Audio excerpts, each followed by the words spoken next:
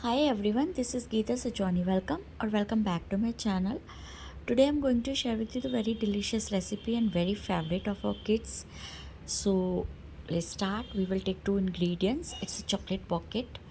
We will take two ingredients: chocolate, dairy milk, or else you can take any other milk chocolate, and bread. It's a white bread. You can take atta bread also. Open the wrap of chocolate and take two cubes. You can use more cubes also, but well, see that bread can fold easily and chocolate can be hidden inside the bread. So take a water, dip the finger in water and pack it properly. So bread should not be open any side.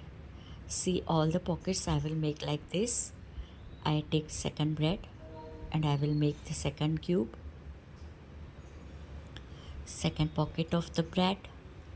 See, all the pockets should be like this and pack it properly, because chocolate should not be come out, and if it melt then it can't be roast properly.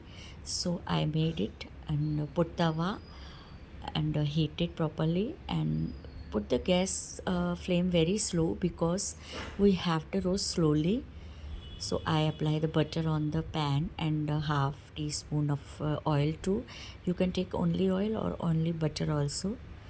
And these pockets are roasted from both sides, and it should be like this, golden brown.